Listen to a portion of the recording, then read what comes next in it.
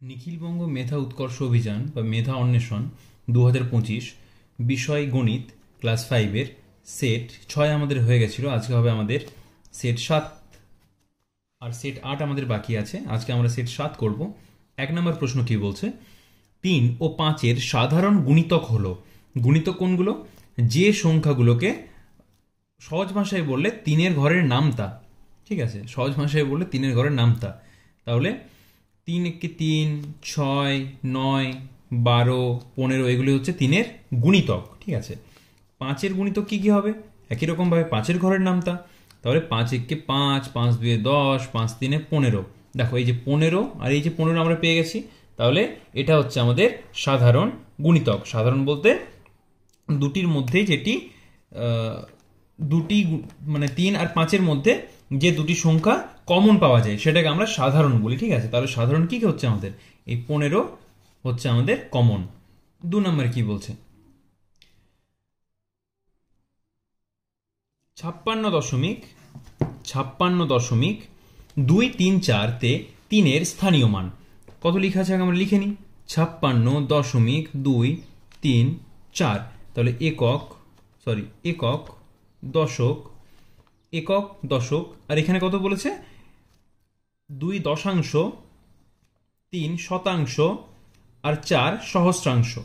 ঠিক আছে, এটা আমি তোমাদের বলে দিলাম কারণ যে কোনো কিছুই আসতে পারে। কোথায় আছে 3? তাহলে 3/100 হবে উত্তর। ঠিক আছে, যদি কারো সমস্যা হয় এটা করতে তাহলে তোমরা দেখবে এখানে দশমিক আছে, আমরা দেখতে পাচ্ছি। এবার দশমিকের পর কোন সংখ্যার কথা বলেছে? 3-এর কথা বলেছে, তাহলে আমরা এখানে চুপচাপ 3 লিখে দিলাম। তারপর কি দেখবো? একটা দুটো ক ঘর আছে দশমিকের পর? একটা দুটো, তাহলে একের পর দুটো শূন্য বসিয়ে দেবো। ঠিক আছে, যেরম করে খুশি তোমরা করতে পারো। 3 নম্বরের প্রশ্ন কি বলছে, 16.7/100-তে 100কে দশমিক ভগ্নাংশে পরিণত করলে হবে। এটাকে যদি আমরা দশমিক ভগ্নাংশে পরিণত করি কত হবে? চলো দেখা যাক। 16.7/100 কিরকম? 16 তো পূর্ণই আছে, তাহলে 16 হয়ে গেল। ঠিক আছে, 16.7/100, 16 তো আছে পূর্ণ, তাহলে 16-র পর আমরা দশমিক দিয়ে দেবো। সুন্দর হয়েছে। এবার 7/100 কি বললাম? যে 7 উপরে যেটা আছে সেটা লিখতে হবে। একের পরে কটা শূন্য আছে? এটা যেটা করলাম তার একদম অপোজিট হবে, মানে এটা এখান থেকে এদিকে গিয়েছিলাম, এটা আমরা এখান থেকে এদিকে আসবো। দেখো একের পর কটা শূন্য আছে? দুটো শূন্য, তাহলে 7-এর আগে আমরা 2 ঘর নেব, একটা দুটো। 7-এর সাথে আমরা 2 ঘর নেব, 1 2, তার আগে দশমিক বসে আছে, তো যে ঘরে কিচ্ছু নেই সেখানে একটা শূন্য বসে যাবে।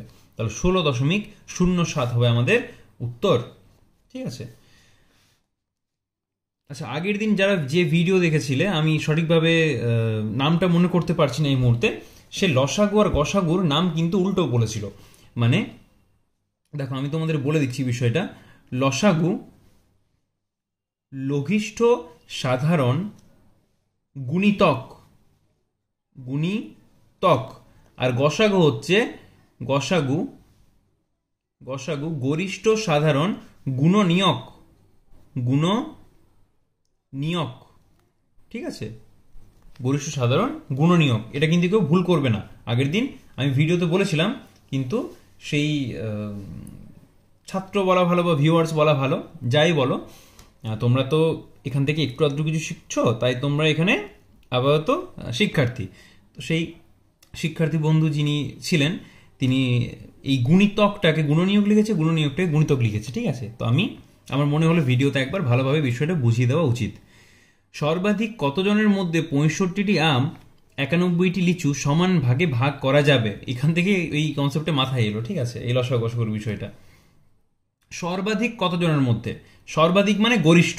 ঠিক আছে, তাহলে এটা কি করব আমরা? গসাগু করব।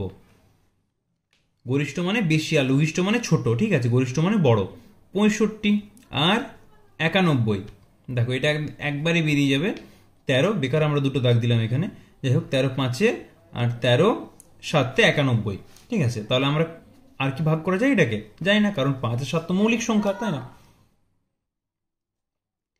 ঠিক আছে, তাহলে আমাদের কত সংখ্যা হচ্ছে? আমাদের একমাত্র 13 দিয়েই দুটি সংখ্যাকে ভাগ করা যাচ্ছে, তাই আমাদের অ্যান্সার কি হবে? অ্যান্সার হবে আমাদের 13। দেখি কত নম্বর অপশনে আছে এটা। এই তো গয়ে আছে 13 জন। তারপরে প্রশ্ন কি বলছে, 3টি ঘন্টা একসাথে বাজার পর যথাক্রমে 15, 20 ও 25 সেকেন্ড অন্তর বাজে। 15, 20 আর 25 সেকেন্ড অন্তর বাজে। ঠিক আছে, তাহলে কি হচ্ছে, এটা আমাদের কি করতে হবে, আবার কতক্ষণ পর সেগুলি একসঙ্গে বাজবে। চলো এটা করতে হবে আমাদের লসাগু। তাহলে 5 3 5 4 5 5, আর কি ভাগ করা যাচ্ছে কোনো দুটো সংখ্যাকে? আর যাচ্ছে না। ঠিক আছে, তাহলে কি হবে, 5 গুণিত 4 গুণিত 3 গুণিত 5। ঠিক আছে, 5 4 3 আর 5, তাহলে 5 4 20, 20 3 হচ্ছে 60, আর এটা হচ্ছে 300। ঠিক আছে, এবার 300 কি হচ্ছে আমাদের, 300 কি কোথাও অপশনে আছে? দেখো 300 কিন্তু কোথাও অপশনে নেই, কিন্তু আমাদের কি হচ্ছে, এটা 300 সেকেন্ড হচ্ছে। 300 সেকেন্ড সমান কত লিখতে পারি আমরা? এটা লিখতে পারি 5 মিনিট। এবার তোমরা বলবে যে এটা কিভাবে লিখলাম, কেন হচ্ছে না? দেখো সেকেন্ড থেকে মিনিট আনতে গেলে কি করতে হয়, 60 দিয়ে ভাগ করতে হয়। তাহলে 300, তাহলে 6 5 30 আর শূন্যর জন্য 0। ঠিক আছে, তাহলে 5 মিনিট হচ্ছে আমাদের উত্তর। তারপরের প্রশ্ন কি বলছে দেখি, 6 নম্বরে 215 বাই 285, 215 বাই 285 কে কিসে প্রকাশ করতে বলেছে? লঘিষ্ঠ আকারে প্রকাশ করো। আচ্ছা চলো করি। এক ধাক্কায় করার থেকে আমরা প্রথমে 5 দিয়ে করিনি, কারণ কি 5 দিয়ে আমরা এটাকে ভাগ করতে পারবো, শেষে 5 আছে। তাহলে 5 4 20, 5 3 15। আচ্ছা এবার কি হয়েছে দেখি, 5 5 25, 5 7 43 বাই 57। না এটাই কি উত্তর? এরপর তো আর কোথাও ভাগ করা যাচ্ছে না, দেখি অপশন আছে কিনা। হ্যাঁ এই তো অপশন আছে, 43 বাই 57 হচ্ছে উত্তর। ঠিক আছে, কোনটি স্থূলকোণ?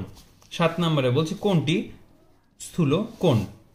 যারা এর আগে ভিডিওগুলি দেখেছো তাদের তো এই প্রশ্নটা অলরেডি হয়ে আছে, তাই না? কারণ আমি কোণের কনসেপ্টটা আগেই বুঝিয়ে দিয়েছিলাম, তোমাদের অনেকবার বুঝিয়ে দিয়েছি। ঠিক আছে, আজকে আরও একবার যারা নতুন ভিউয়ার তাদের জন্য এই কনসেপ্টটা বুঝিয়ে দিচ্ছি। সূক্ষ্মকোণ, সমকোণ। দেখো সূক্ষ্মকোণ কি বলছে, সূক্ষ্মকোণে থিটা, থিটা মানে হচ্ছে কোণকে আমরা থিটা দিয়ে ডিনোট করি। ঠিক আছে, থিটা হচ্ছে বড়, কার থেকে বড়? 0 ডিগ্রি থেকে বড়।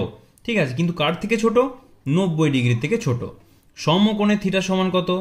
90 ডিগ্রি। স্থূলকোণের ক্ষেত্রে থিটা কত হবে? থিটা হচ্ছে বড়, কার থেকে বড়? 90 ডিগ্রি থেকে থিটা কিন্তু বড়, কার থেকে ছোট? 180 ডিগ্রি থেকে ছোট। সরল কোণের ক্ষেত্রে থিটা সমান কত হবে? 180 ডিগ্রি। প্রবৃদ্ধ কোণের ক্ষেত্রে কি হবে? থিটা 180 ডিগ্রির থেকে বড়, ঠিক আছে, কিন্তু 360 ডিগ্রির থেকে ছোট। এটা কিন্তু তোমরা সবাই মনে রেখে দিও, এটা কিন্তু খুব কাজে আসে। তাহলে 7-এর অ্যান্সার কোনটা হচ্ছে তোমরা কমেন্ট করে জানিও। ঠিক আছে, 8 নম্বরের প্রশ্ন কি বলছে, দুটি সংখ্যার গসাগু 5 ও লসাগু 60, একটি সংখ্যা 15 হলে অন্যটি কত হবে? দেখো এটা আমরা কিন্তু জানি যে লসাগু গুণিত গসাগু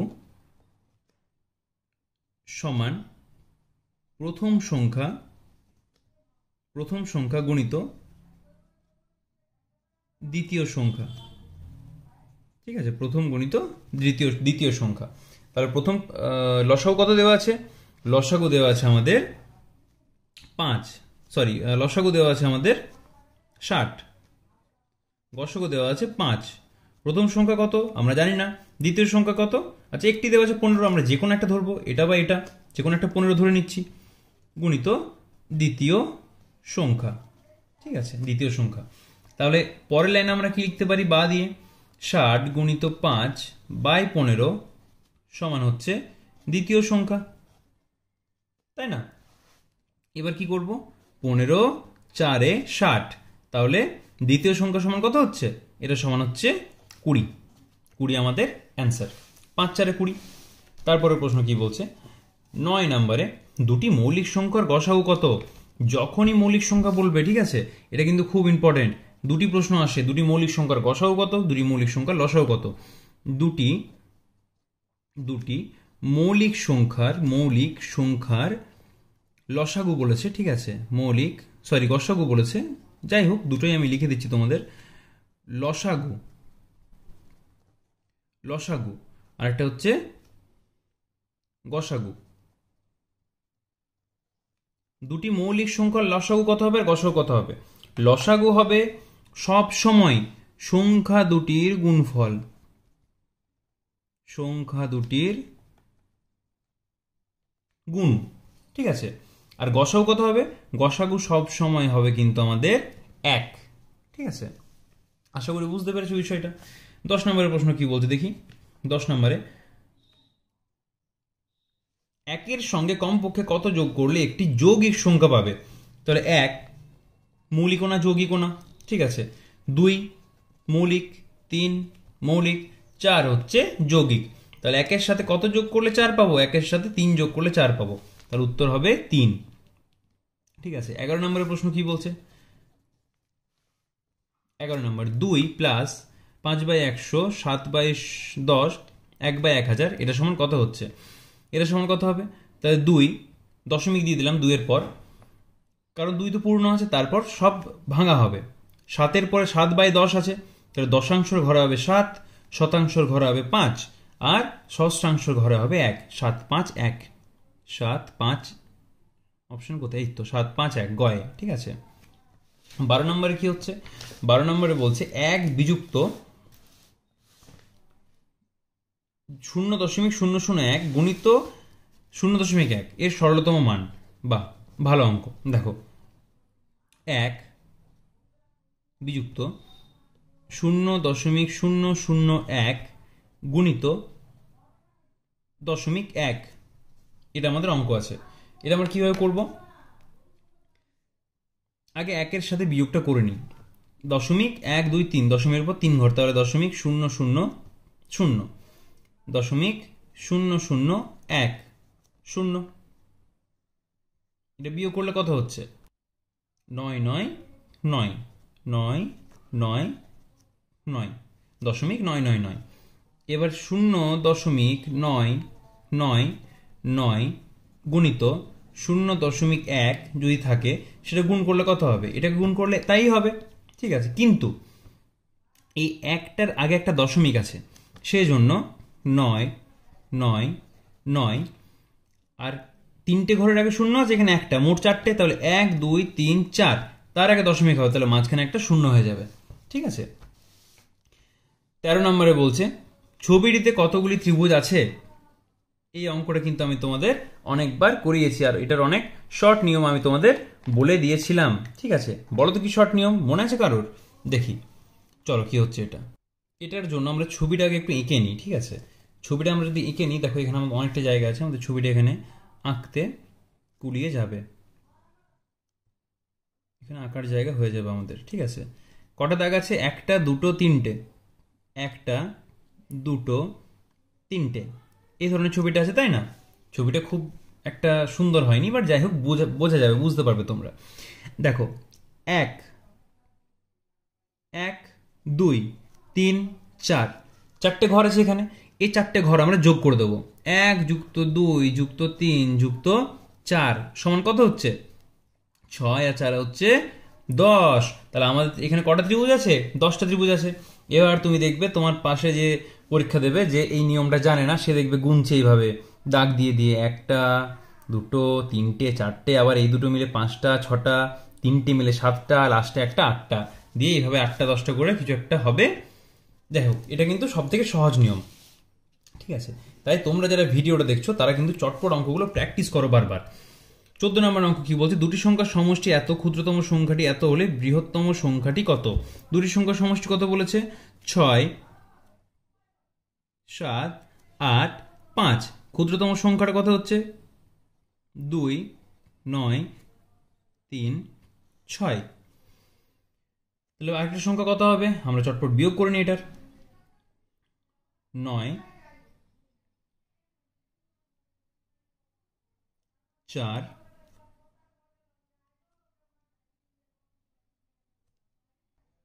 8 3, এটা হচ্ছে আমাদের বৃহত্তম সংখ্যা। এটা বৃহত্তম সংখ্যা হচ্ছে।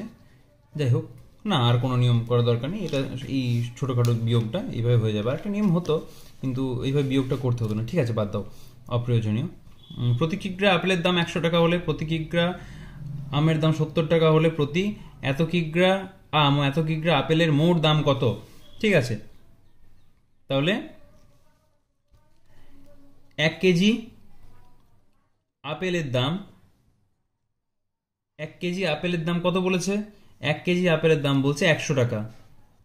ঠিক আছে, কত কেজি বার করতে বলেছে? এত কিগ্রা আম ও এত কিগ্রা আপেল। এই অঙ্কটা কিন্তু আগের বছর এসেছিল খুব সম্ভবত, পরীক্ষায় না হোক, তোমাদের এমনি যে ইউনিট টেস্ট হয় সেখানে এসেছিল। ঠিক আছে, এখানে কি একটা জিনিস করে দেখো সবাই, তোমরাও এই জিনিসটা এখনো অব্দি হয়তো ফোকাস করতে পারোনি। এত কিগ্রা আম, এখানে আম আগে দিয়েছে, কিন্তু এখানে কি আছে? এখানে কিন্তু আপেল আগে আছে। ঠিক আছে, তাই সবাই আমের বদলে আপেল ধরে দেয়, লাস্টে উত্তরটা কিছুতেই মেলে না। এবার সবাই একটা মাথা খারাপ হয়ে যায় যে কি হচ্ছে, উত্তরটা কেন মিলছে না, তাই না?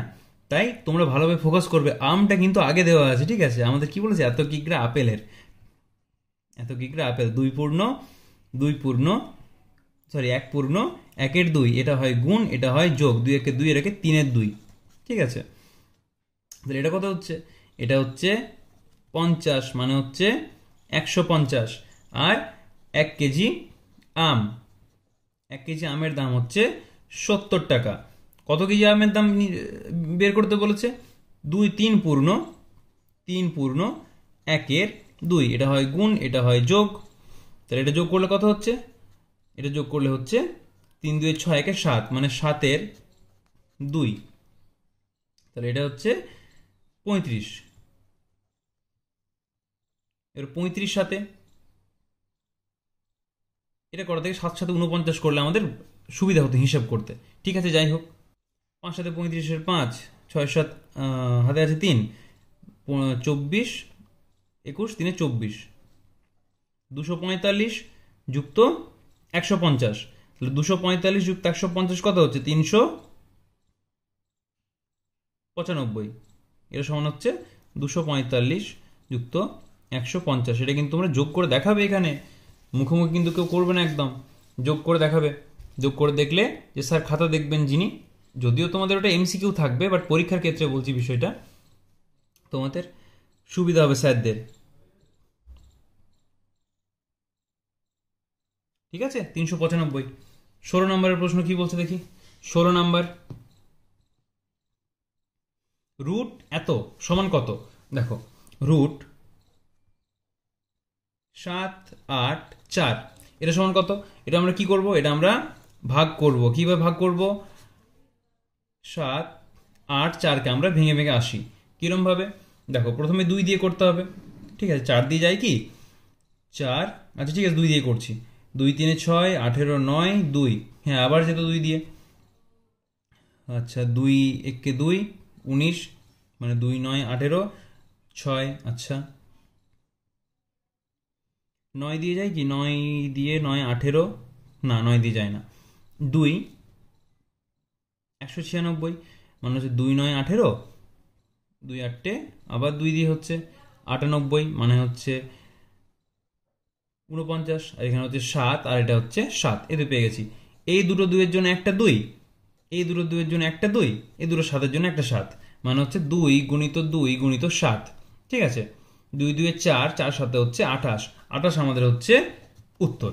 ঠিক আছে, 16 নম্বর হচ্ছে 28 উত্তর। কোথায় অপশন আছে? এই তো ঘতে। তারপরে দেওয়া আছে একটা সরল। তাহলে সরলটা আমরা লিখে নিই চটপট। কোথায় গেল সরলটা?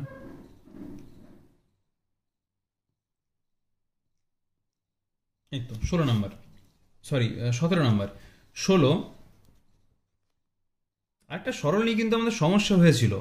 একটা সরল, সেই তোমাদের আমি দেখতে বলেছিলাম যে একবার তোমাদের নিজেদের কোনো টিচারকে বা কাউকে দেখিয়ে নিও। সেই লাস্টে 14 ছিল, 650 উত্তর বেরোবে সম্ভবত, 720 থেকে কিছু একটা বিয়োগ হয়ে। যাই হোক, অঙ্কটা এই মুহূর্তে মনে নেই আমার। এখানে ইন্টু 14 ছিল, থার্ড ব্র্যাকেটটা 14-এর আগে হবে না পরে হবে, সেই অঙ্কটা কিন্তু আমি তোমাদের দেখতে বলেছিলাম। আচ্ছা, এটা কিন্তু এর মাঝে কিছু নেই, মানে এর আছে। ঠিক আছে, 1 দ্বিতীয় বন্ধনী শেষ, তৃতীয় বন্ধনী শেষ। আচ্ছা, করি আমরা এটা চটপট। এটা কত হচ্ছে দেখো, 16, এটা তো বাইরে আছে, একদম বাইরে থেকে যাবে, এটা তো কোনো সম্পর্ক নেই। এখন আমাদের কোথায় কাজ হবে? ফার্স্টে কাজ হবে রেখা বন্ধনীর। 8 বিযুক্ত দ্বিতীয় বন্ধনী 5 বিযুক্ত 2 এর 2 বিযুক্ত 0। ঠিক আছে, এখনো কিন্তু আমরা প্রথম বন্ধনী তুলতে পারিনি। সমান 16 থার্ড ব্র্যাকেট 8, এখানেও কিন্তু একটা এর আছে এই জায়গাটাতে। আচ্ছা, 16 8 বিযুক্ত 5 বিযুক্ত 2, এটা কত হচ্ছে? এর 2, মানে এটা যদি এখানে 2 রাখছি আমরা, ঠিক আছে, এটা আমরা এখানে 2 রাখবো। এরপর কি করব? এটা কিন্তু এর মানে হবে গুণ, ঠিক আছে। 16